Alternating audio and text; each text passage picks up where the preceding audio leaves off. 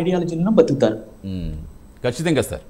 Yes Saraswati గారు, ఇప్పుడు ప్రధానంగా ఇప్పుడు ఇందాక సార్ చెప్పినట్టుగా ఇప్పుడు ఏ కులంలో పుట్టాలని మనకి తెలియదు, మనం ఎక్కడ పుట్టాలో మన చేతుల్లో ఉండదు. సరే, ఏదైనప్పటికీ ఎవరి కుల మతాలను వారు గౌరవించుకోవటం, సాంప్రదాయాలు ఆచరించడం మంచిది. అలాగే ఎదుటివారిని కూడా గౌరవించడం అనేది ప్రధానం ఎవరికైనా సరే. ఇప్పుడు ప్రస్తుతం మనం చెప్పుకుంటేనే మానవ సంబంధాలు కనుమరుగైపోతున్నాయి, తల్లికి బిడ్డ కాకుండా పోతుంది, బిడ్డ పట్ల తల్లి కర్కశంగా ప్రవర్తిస్తోంది, లేదా ఇలా రకరకాలుగా ప్రతిరోజు కొన్ని వేల వార్తలు చదువుతూనే ఉన్నాం, కొన్ని చూస్తూనే ఉన్నాం. సో ఇంకా భవిష్యత్ తరాల్లో ఇంకా రకరకాల టెక్నాలజీలు వస్తున్నాయి, ఇంకేమైపోతుందో అసలు పిల్లలకి ఏమర్థమవుతుందో ఏమర్థం కాదని సందిగ్ధంలో పడిపోతుంటే ఇంకా ఈ మత విద్వేషాలు రెచ్చగొట్టేలా ఇప్పుడు సార్ చెప్పినట్టుగా అసలు ఏం చెప్పారనేది పూర్తిగా ప్రసారం చేయకుండా వాళ్ళు ఏదో వైరల్ కావడానికి, వాళ్ళు ఏదో ఎక్కువగా పబ్లిసిటీ రావడానికి కొంచెం పాయింట్లు తీసుకుని దాన్ని హైలైట్ చేసి వీళ్ళల్లో లేనిపోని విషబీజాలు నాటే విధంగా చేయటం. సో ఎలా అంటారు? ఇప్పుడు సపోజ్ తిరుమలనే తీసుకుందాం, తిరుమలకి కొంతమంది అన్యమత ప్రచారంలో వెళ్ళి ఇప్పుడు నిజంగా తిరుమల స్వామిని దర్శించుకోవాలనుకుంటే అక్కడ రూల్స్ ఉంటాయి, ఏ మతస్థులైనా వెళ్ళి దర్శించుకోవచ్చు, వాళ్ళ రూల్స్ ప్రకారం ఫాలో అవ్వచ్చు. కానీ అక్కడ రెచ్చగొట్టేలా అన్యమత ప్రచారం చేస్తూ వేషధరణలు వేసుకుంటూ ఇలా రకరకాలుగా ఎదుటివారి మనోభావాలు కించపరిచే విధంగా ఎందుకు ఇలా ప్రవర్తిస్తున్నారు? అసలు ఎక్కడ దీనికి పులి స్టాప్ పడాలి?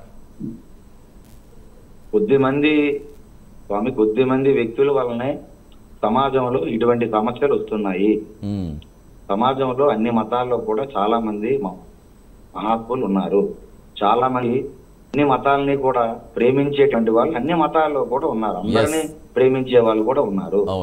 కానీ కొంతమంది వ్యక్తులు వాళ్ళు సంకుచిత భావాలతో, పూర్తిగా అవగాహన లేక, ఏదో 4 విషయాలు చదివి నేనే పండితుడిని, నేనే గొప్పవాడిని, నేనే నాకంతా తెలిసేటువంటి ఇటువంటి భావాల వల్ల చాలా సమస్యలు వస్తున్నాయి స్వామి.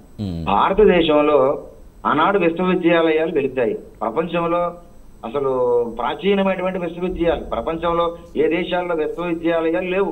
నలంద విశ్వవిద్యాలయం, తక్షశిలలో విశ్వవిద్యాలయం, బెనారస్ లో విశ్వవిద్యాలయం, అలాగే అనేక విశ్వవిద్యాలయాలు మనకి పెషావర్ లో విశ్వవిద్యాలయం. దేశ విదేశాల నుండి ఎన్నో మతాల వాళ్ళు, ఎంతో మంది ప్రపంచ దేశాల నుండి కూడా వచ్చి విద్య నేర్చుకొని సకల ధర్మాలు అంటే సకల వారి మతాలు ఉండేటువంటి భావనలన్నీ కూడా అర్థం చేసుకొని అందరూ కూడా చాలా తరించినట్టుగా మనకు చారిత్రక ఆధారాలు చెప్తూ ఉన్నాయి. అలాగే భారతదేశంలో ఎంతో మంది ట్రావెలర్స్ వచ్చారు. అబ్దుల్ రజాక్, నికోలా కాంటి, అలాగే చైనా పాహియాన్, కుయానత్ సాంగ్, చాలా మంది ఇతర దేశాల నుండి భారతదేశంకి వచ్చి భారతదేశం విశ్వగురువు అందరినీ ఆదరిస్తుంది. ఇది గొప్ప ఒక సనాతన ధర్మం అంటే అందరినీ అసలు విభేదాలతో ఉండదు, అందరూ ఒకటే, అందరూ మన బిడ్డలము, అందరం భగవత్ స్వరూపులం, మమయ వంశో జీవలోకే జీవభూత సనాతన, మనందరం కూడా భగవంతుడి స్వరూపాలమే అనేటటువంటి అహం బ్రహ్మాస్మి.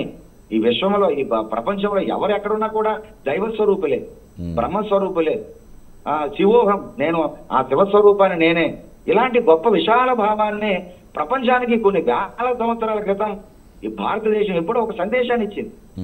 దాన్ని ఈరోజు పెద్దలు చెప్పేటట్టుగా మన పాఠ్యాంశాల్లో మనం అది లేకపోవడం, తల్లిదండ్రుల మీద దయలేని పుత్రుడు పుట్టనేమి వాడు గిట్టనేమి, పుట్టలోన చెదలు పుట్టవా గిట్టవా విశ్వదాభిరామ వినురవేమ. ఆ పద్యాలు ఎక్కడున్నాయి స్వామి? ఇప్పుడు తల్లిదండ్రులు గొప్పతనం, గురువులు గొప్పతనం, పొరిగింటి వాడి గొప్పతనం, సమాజంలో అందరిలో ఆత్మస్వరూపాన్ని ఎలా చూడాలి, అందరినీ ఎలా ప్రేమించాలి. స్వామి వివేకానందుల వారు అమెరికా వెళ్ళి my dear brothers and sisters of America అన్నారు.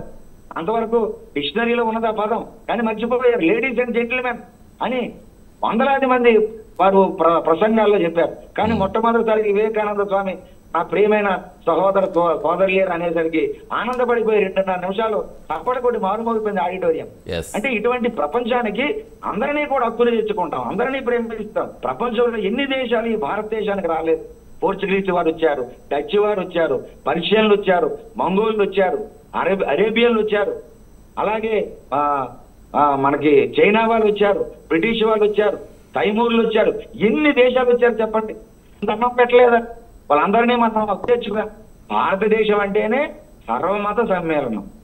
ఇది అందరినీ కూడా, భారత భూమి అంటేనే ఇది సకల ప్రపంచంలో ఏ ఏ దేశాలు ఉన్నారో అందరూ కూడా ఆనందంగా ఇక్కడ ఉండేటటువంటి అటువంటి పరిస్థితులు. కాబట్టి విశాలమైన ధర్మం మనది. చివరికి ఎంతటి ధర్మం అంటే దేవుడు లేడు, అసలు దేవుడే లేడు, ఇది అజ్ఞానం అని చెప్పినటువంటి చార్వాకులు కూడా హక్కును చేర్చుకున్నాం మనం. చార్వాకుడు ఏం బోధించాడు? సఫీ గారికి మన పెద్దలు తెలుసు, అసలు దేవుడే లేడు, అనంత మూఢం, దేవుడు ఉన్నాడనేవాడు మూఢుడు అన్నాడు ఆయన. అయినా ఆయన కూడా ఆదరించింది దేశం. ఎంత గొప్పతనం అండి! దేవుణ్ణి తిట్టేవారని, దేవుణ్ణి కించపరిచేవారని, అసలు దేవుడే లేడనేవారు, రకరకాల భావాలు ఉండేవాళ్ళు అందరినీ కూడా. ఇది వసిక కుటుంబం. ఒక తల్లి ఒక తండ్రి 4 బిడ్డలు ఉంటారు, ఒక్కొక్క ఐదుతో ఉంటారు, అయినా వాళ్ళందరూ ఆ తల్లిదండ్రుల సంతానే. కాబట్టి భారతదేశంలో ఎవరు ఏ విధంగా ఉన్నా అంతా ఒకటువంటి ఒక విశాల భావాన్ని మనం అందించి, ఈ రోజు దాన్ని అర్థం చేసుకోక ఈ రోజు కొంతమంది వ్యక్తులు కొంతమంది విలువ అన్న సమాజం చెడిపోతూ ఉన్నది. దీనిపైన ఇప్పుడే నేను సభ్య గారితో మాట్లాడాను. ఒక రానున్న రోజుల్లో మేమందరం కలిసి ఒక సర్వమత సమ్మేళనం పెడతాం. నగరమా లేకపోతే విజయవాడ ఎక్కడైనా మా 4 ప్రాంతం తీసుకొని చేయకపోయి రానున్న తరాలకి ఏం సందేశం ఇస్తాం? చాలా మంచి ఆలోచన. ఒకటి తర్వాత ఒకటి ఎవరో ఏదో పూజారి చనిపోయారు, లేకపోతే ఎవరో చనిపోయారు, దాని మీద పెడతారా? దాని మీదే చర్చలు. మిగతా విషయాలన్నీ పక్కన పెట్టేశారు. చూడండి, ఏ మాధ్యమాలు చూసినా, ఎక్కడ మీడియాలో చూసినా ఇదే చర్చ. దీనివల్ల ఏమవుతుంది? ఒక అభద్రతా వెళ్ళిపోతున్నా. రేపు నేను రోడ్డు మీదకి వెళ్తే ఏమవుతా? ఎవరైనా జరగకూడనటువంటి సంఘటన జరిగితే ఎవరు బాధ్యులు?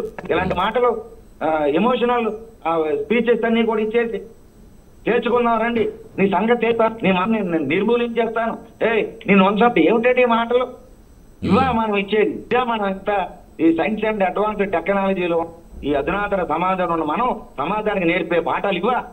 ఏమిటి సభ్య గారు? వాస్తవం అండి. సభ్య గారు నిజమా కాదండి? చాలా చాలా చక్కగా మాట్లాడారు గురుగారు, చాలా చక్కటి విషయాలు చెప్పారు. ప్రైమ్ న్యూస్ ప్లాట్ఫామ్ మాకు ఇవ్వండి, మేమందరం కలుస్తాం. అలాగే కొంతమంది క్రైస్తవ మత పెద్దలు కూడా వారితో మాట్లాడి మేము కార్యక్రమాలు చేసి 2 రాష్ట్రాలు కూడా మేము చేస్తాం. మనందరం ఒకటే, మనందరం భారతీయులం. ఖచ్చితంగా, ఎందుకంటే ఇది ఒక పొలిటికల్ ఎజెండాతో కాదు కదా. ఒక మత సామరస్యం వెలివిరియాలంటే రేపు భావితరాలు కూడా ఈ మత సామరస్యంతో వారు కూడా సుఖమైన జీవితం గడపాలంటే ఖచ్చితంగా ఇవన్నీ కావాలి. మీలాంటి